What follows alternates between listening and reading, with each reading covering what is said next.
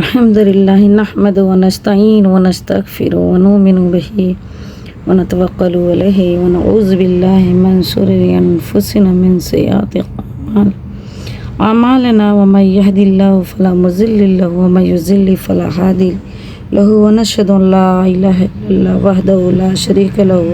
ونشهد أن سيدنا وسندنا مولانا محمدا عبده ورسوله صلى الله تعالى عليه وعلى آله وصحبه بارك وسلم تسليما كثيرا كثيرا أما بعد فأعوذ بالله من الشيطان الرجيم بسم الله الرحمن الرحيم رب اشرح لي صدري ويسر لي أمري واحلل عقدة من لساني يفقهوا قولي کلمہ طیبہ دیکھیے لا الہ الا اللہ محمد رسول اللہ، اللہ کے سوا کوئی معبود نہیں، یعنی کوئی عبادت اور بندگی کے لائق نہیں، اور محمد صلی اللہ علیہ وسلم اس کے رسول ہیں۔ تو بہنوں بھائیو، یہی کلمہ اسلام کا دروازہ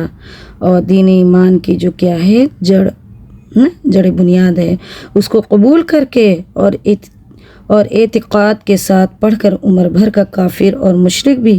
مومن اور مسلمان اور نجات کا مستحق ہو جاتا ہے، مگر یہ شرط ہے کہ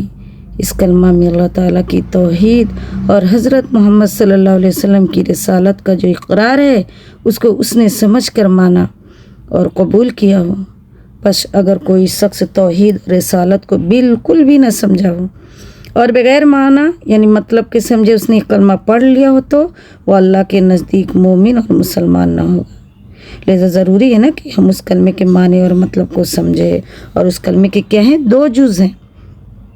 پہلا جز ہے لا الہ الا اللہ، اس میں اللہ کی توحید جو ہے اس کا اقرار کر رہے ہیں، اور اس کا مطلب یہ ہے کہ اللہ تعالیٰ کے سوا کوئی ایسی ہستی نہیں ہے جو عبادت اور بندگی کے لائق ہو، بس اللہ تعالیٰ ہی کی ایک اکیلی ہستی ہے جو عبادت اور بندگی کے قابل ہے، کیونکہ وہی ہمارا اور سب کا خالق اور مالک ہے، وہی پالنے والا، وہی روزی دینے والا ہے، وہی ماننے والا، وہی جلانے والا ہے۔ بیماری اور تندرستی، امیری اور غریبی، ہر طرح کا بنا بگاڑ اور نفع نقصان صرف اسی کے قبضے قدرت میں ہے، اور اس کے سوا زمین و آسمان میں جو ہستیاں ہیں، خواہ انسان ہو یا فرشتے،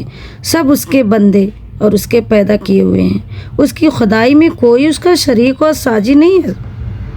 اور نہ اس کے حکموں میں الٹ پلٹ کا کسی کو اختیار ہے نا، اور نہ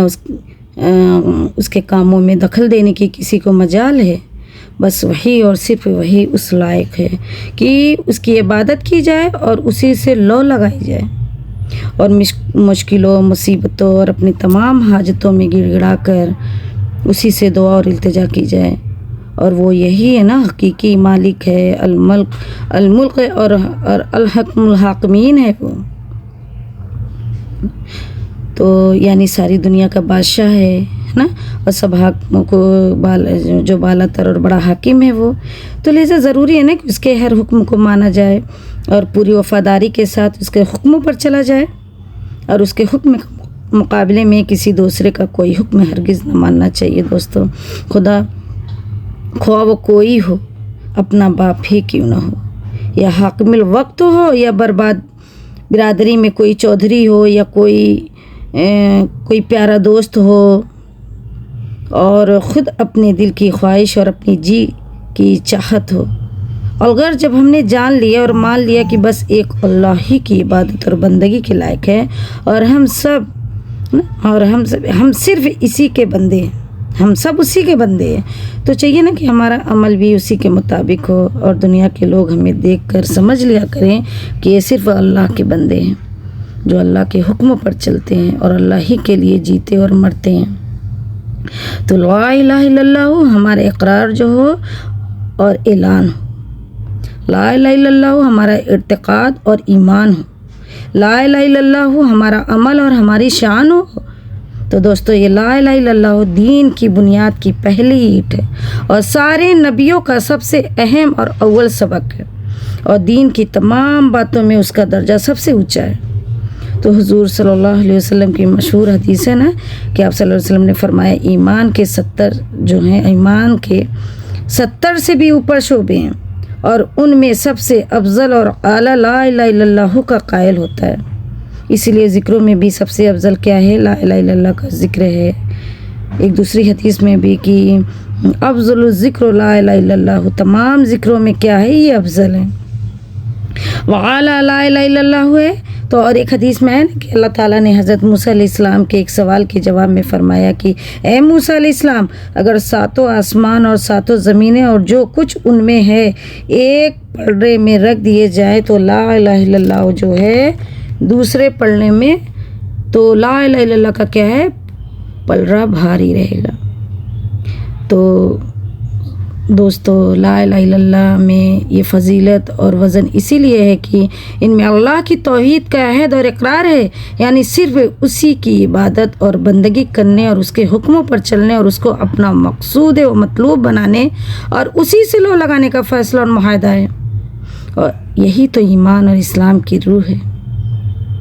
اور اسی طرح واسطے حضور صلی اللہ علیہ وسلم کا مسلمانوں کو حکم ہے نا کہ وہ اس کلمے کو بار بار پڑھ کر اپنا ایمان تازہ کیا کریں۔ بہت مشہور حدیث ہے کہ ایک دن حضور صلی اللہ علیہ وسلم نے فرمایا کہ لوگوں اپنے ایمانوں کو تازہ کرتے رہا کرو۔ بعض صحابہ نے عرض کیا کہ یا رسول اللہ صلی اللہ علیہ وسلم، ہم کس طرح اپنے ایمانوں کو تازہ کریں؟ تو آپ صلی اللہ علیہ وسلم نے فرمایا لا الہ الا اللہ کو کثرت سے پڑھا کرو۔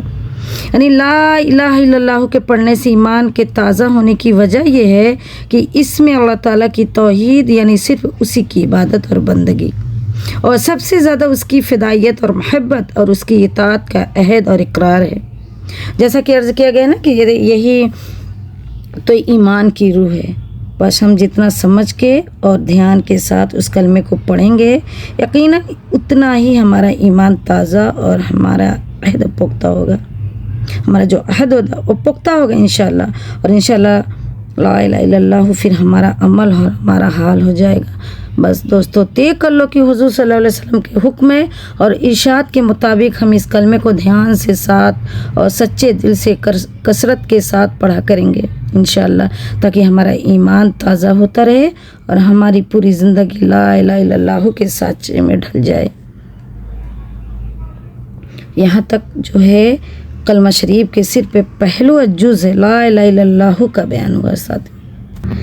سبحان اللہ بحمدہ، سبحانک اللہم بحمدک، نشہد ان لا الہ الا انت نستغفرک ونتوب الیک۔ سبحان ربک رب العزۃ عما یصفون وسلام علی المرسلین والحمد للہ رب العالمین برحمتک یا ارحم الراحمین۔ جزا اللہ عنا محمد ما هو اہلہ صلی اللہ علیہ وسلم۔ اللہم تقبل دعا وتقبل اعمالنا وتقبل قلوبنا وتقبل حیاتنا وتقبل مماتنا، آمین یا رب العالمین۔ السلام علیکم ورحمۃ اللہ وبرکاتہ۔